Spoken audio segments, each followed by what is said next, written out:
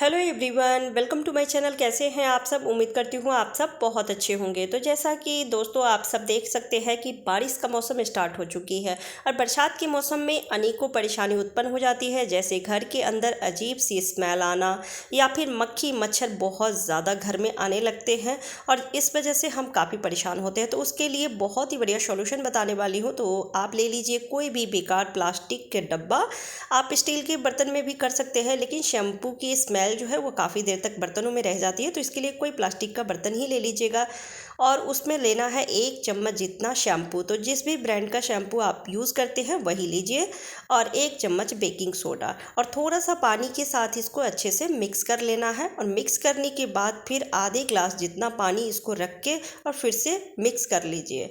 जब तक बबल्स कम ना हो जाए तब तक आप इसको मिक्स करते रहिए और जब बबल्स कम हो जाए तो फिर आप इसे स्प्रे बॉटल में भर लीजिए। अगर आपके पास स्प्रे बॉटल नहीं है तो जैसे शैम्पू का बॉटल होती है ना, तो उसमें भी भर सकते हैं। और भरने के बाद जहाँ से भी आपको बदबू आती है, स्मेल आती है, वहाँ पे स्प्रे कर दीजिए।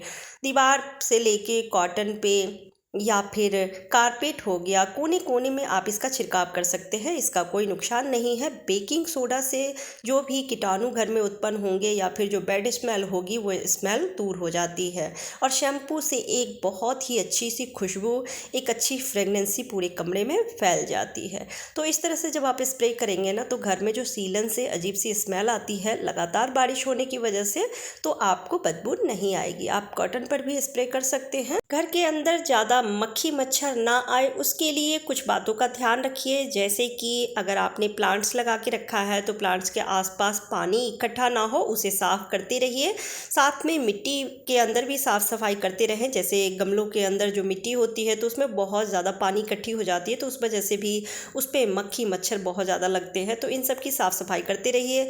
कूलर है तो कूलर का पानी भी बदलती रहिए। बारिश के मौसम में तो वैसे भी मौसम बहुत ज़्यादा ठंडा हो जाता है, तो पानी उसका निकाल के अच्छे से उसको साफ़ कर दे, सुखा ले, उसके बाद ही यूज़ करें। तो इन छोटी छोटी बातों का ध्यान रखेंगे तो ना ही बदबू आएगी, ना ही अजीब सी स्मेल रहेगी और मक्खी मच्छर भी घर के अंदर नहीं आएंगे।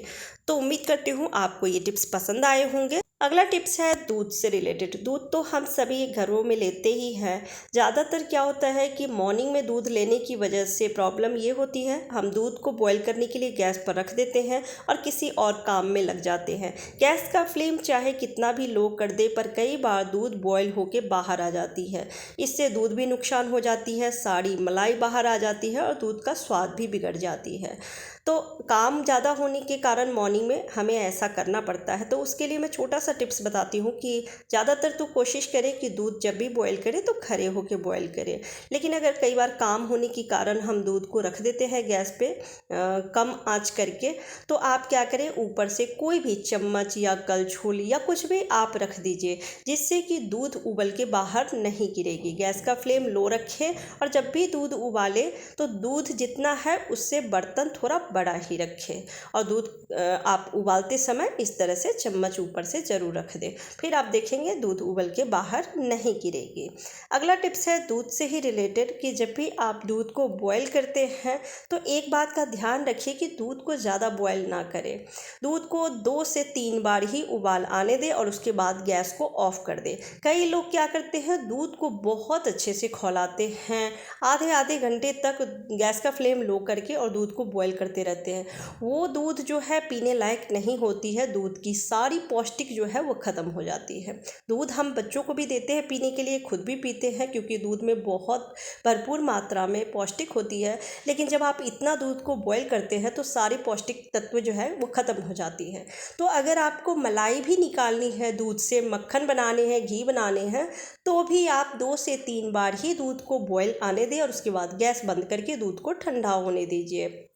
ठंडा होने के बाद आप दूध को फ्रिज में रख दीजिए। फिर आप देखेंगे एक मोटी मलाई जो है ऊपर आ जाती है, तो आप उसे निकाल के मक्खन घी बना सकते हैं, पर दूध को ज़्यादा बॉयल ना करें। अगला टिप्स है, दूध से कई बार हम मावा बनाते हैं मिठाई बनाने के लिए। तो मार्केट से जो मावा लेकर आते हैं वैसी मावा घर पे नहीं बनती है, और जिस वजह से मिठाई का भी स्वाद और कलर दोनों ही बिल्कुल डिफरेंट होती है। जैसे हम मार्केट से मावा लेकर आते हैं, उसकी मिठाई बनाते हैं तो मिठाई की कलर और स्वाद अलग होती है। तो उसका कारण ये होता है कि ज़्यादातर हम सभी लेडीज़ क्या करते हैं, दूध जब हम उबालते हैं, यानी कि मावा बनाने के लिए दूध को हम ज़्यादा देर तक खौलाते हैं, तो उससे उसका कलर जो है वो ख़राब हो जाती है। तो उसके लिए बहुत ही बढ़िया टिप्स बता रही हूँ कि जब भी आपको दूध से मावा बनानी है तो बड़ा बर्तन ले लीजिए और हाई फ्लेम पर दूध को कंटिन्यू चलाते हुए फिर मावा तैयार कीजिए। थोड़ा टाइम ज़रूर लगेगा, लेकिन लो फ्लेम करके और छोड़ के जो दूध को हम लोग जला देते हैं, गाढ़ा करते हैं, उससे मिठाई का स्वाद बिगड़ जाती है और कलर भी ठीक नहीं आता है मिठाई का। तो जब भी आपको मावा बनानी हो, खड़े होके दूध को हाई फ्लेम पर इस तरह से उबालिए, गाढ़ा कीजिए, फिर मिठाई की भी टेस्ट अच्छी आएगी और कलर भी अच्छी आएगी। कई बार दूध उबालते समय चाहे कितना भी ध्यान रखें, दूध उबल के गिर जाती है, या फिर दूध किसी को दे रहे हैं पीने के लिए तो किसी बर्तन में ट्रांसफ़र कर रहे हैं और दूध थोड़ा बहुत इस तरह से गिर जाती है। अब इसको साफ़ करने के लिए हम कपड़ा यूज़ करते हैं, तो कपड़े में दूध की बदबू आ जाती है, जिसे हमें गर्म पानी में डिटर्जेंट डाल के फिर क्लीन करना पड़ता है। अगर हम गर्म पानी में ना धोएं कपड़े को तो दूध की महक रह जाती है, फिर अच्छा नहीं लगता है।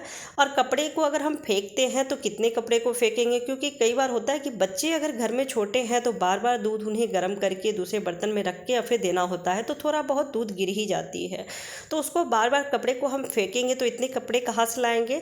तो उसके लिए बहुत ही बढ़िया टिप्स बता रही हूँ कि आप ले लें न्यूज़पेपर, और न्यूज़पेपर थोड़ा सा, ज़्यादा नहीं, बस थोड़ा थोड़ा टुकड़ा इस तरह से फाड़ लें और जहाँ पर भी दूध गिरती है वहाँ पर इस तरह से रख दीजिए। न्यूज़पेपर रखने से क्या होगा कि न्यूज़पेपर सारा दूध ऑब्जर्व कर लेगी और फिर उसी से अच्छे से आप क्लीन कर सकते हैं। चाहे किचन काउंटर पे गिरा हो या फिर कहीं पर भी दूध गिरी हो, आप इसको अच्छे से पोंछ के और डस्टबिन में डाल दीजिए। इससे कपड़े में स्मेल भी नहीं आएगी, आपका काम भी नहीं बढ़ेगा। तो ये छोटा सा टिप्स है, लेकिन अक्सर ही दूध उबल के बाहर आ जाती है, या फिर बच्चे गिरा देते हैं, या फिर किसी कारण से भी गिर जाती है, तो आपके समय बचेंगे, काम नहीं बढ़ेंगे। तो उम्मीद करती हूँ आज के सारे टिप्स आपको पसंद आए होंगे। पसंद आती है तो प्लीज़ वीडियो को लाइक एंड शेयर कर दीजिएगा। चैनल पर पहली बार आए हैं तो सब्सक्राइब करके बेल आइकन जरूर प्रेस कर दीजिएगा। Bye bye, take care.